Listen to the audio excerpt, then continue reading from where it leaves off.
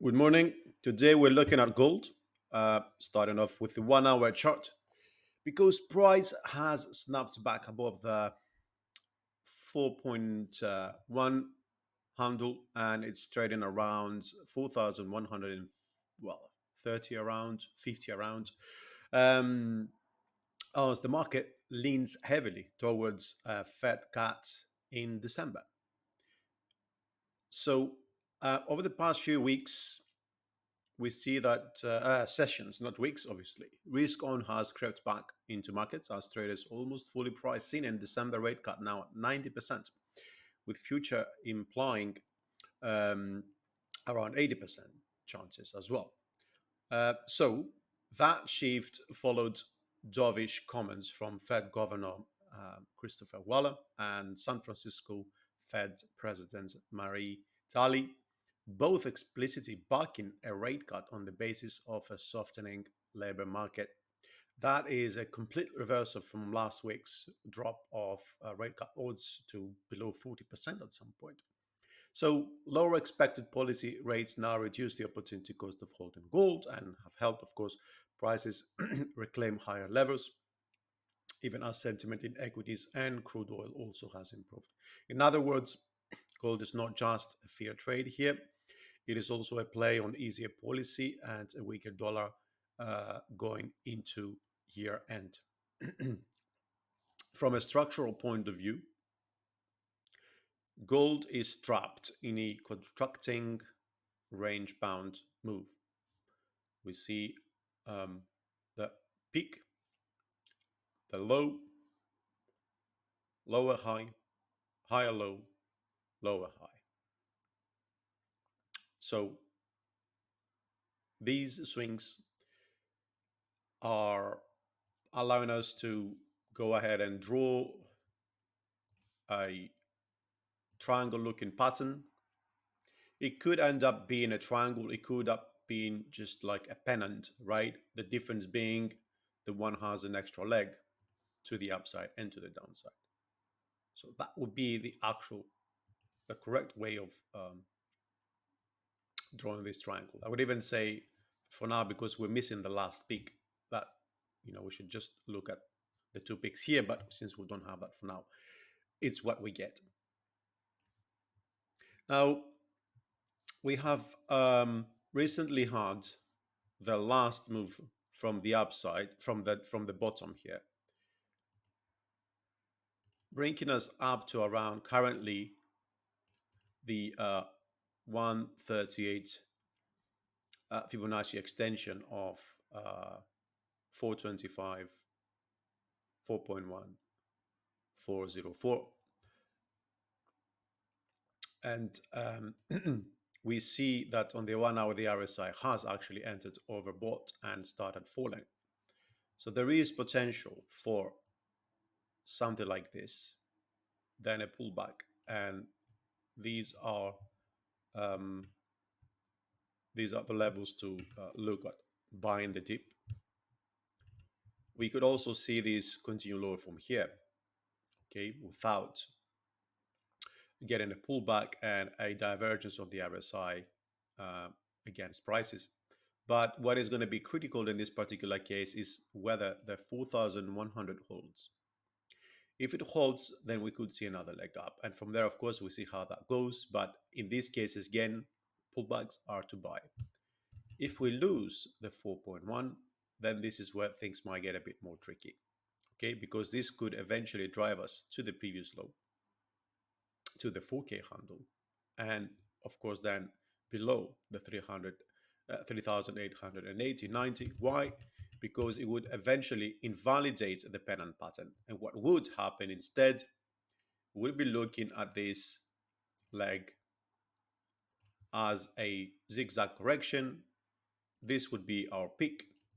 Pullback peak, right? And then the correction to the downside could bring us down to 3,750. Okay. Sometimes what else works, of course, is the 61 and the 78. This is pretty much close to the previous low over here. And the 78.6 brings us down to 3,854. So there is kind of two ways to go in with that, right? But in the short term, our focus is on what happens um, in today's session and probably tomorrow. Okay, because it looks like we're heading towards the 4.1. The question is, will it hold or will it not? So the 4,240, I would say, is the first line in the sand. Okay, as long as we break above that triangle. So this is a very important level for us. And as I showed, actually, we might even be getting some sort of cluster. Let's quickly check. So in the one hand, you've got that leg to the upside. This is an ABC. We came exactly at the 100 Fibonacci extension, right? So there is a high chance of now looking at pullbacks. And on the other hand, the internal structure brought us also to around that level. We have a very strong zone between the 4145 and 4165. And this is then, you know, going to be a signal for us for further continuation to the upside. Not only breaking these levels, or it's kind of showing that we are outside the risk of potential, not outside, but the risk of potential declines reduces. But at the same time, this is very close to the triangle trend line connecting the two previous peaks, right? Which means a very important level of focus for us is the 4,180 or whatever price and time is going to bring us when this breakout, if this breakout occurs anytime soon, right? So obviously, and I'm mentioning that as parenthesis, that before 4,245, we're looking at 4.2 and then the 1618. And then from there, of course, we're looking at higher levels. I would go also ahead and pull out the 78.6 FIBO of that leg because we could be looking at a larger structure here, okay? And that brings us to 4,275. So just to be a bit more clear, the trade idea or two ideas. Actually, there's never one idea. It's always scenarios. Bullish continuation from the pennant or triangle. We're looking at A, B, C, perhaps D and E, which means, you know, this is the end of that move to the downside. Although the legs that don't really seem to be part of the same structure, because you will see that A, B are looking good, then C, D, and E, they are looking too short. That's why we also have a potential risk of seeing something like this, even if C was accepted. Okay, so and that's why this makes the 422 very important, right? Because if we do lose that level, then it means that likely triangle isn't a case. So now we are making the assumption this is done for the bullish scenario, at least. We would be looking to enter long positions. Mm, well, we'll be looking to enter long positions above the break. I mean, the breakout, or there is two cases to play this.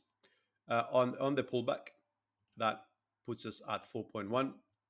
We will put our stop loss below the previous low, and I take profit initially at the previous high over here, and then we're looking, of course, to ride that to the top.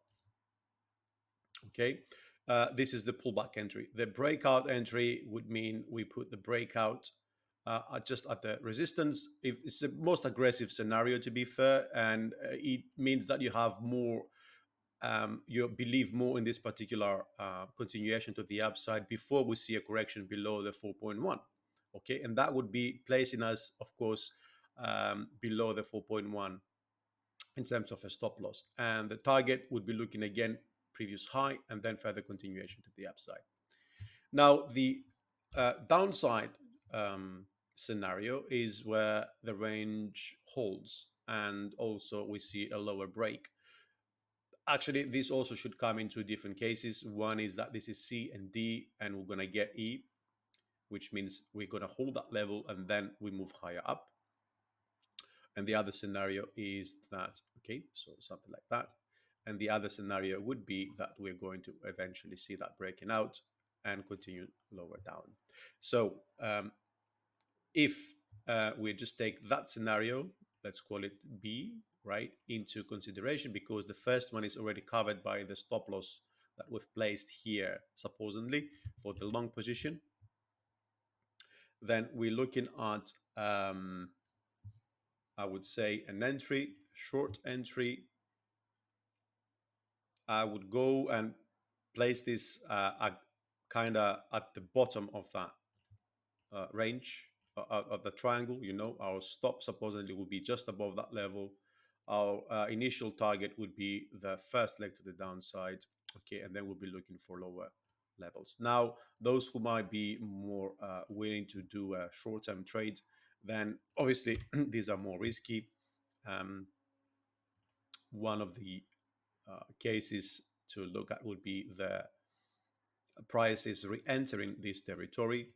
Okay, so this territory is very important for us.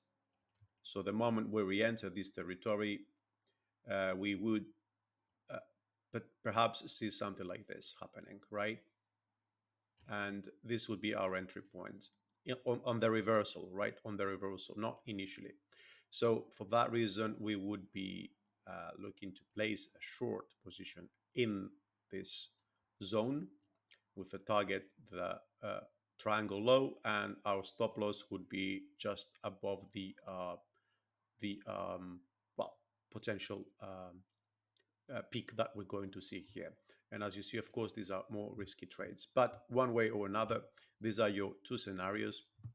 Bottom line is that gold is consolidating in a triangle scenario or a pennant scenario pattern just above the 4.1 level, which is very important, with macro tailwinds from rising December Fed cut odds, but no clear RSI exhaustion. Is very important, which argues, of course, for patience rather than chasing any trades.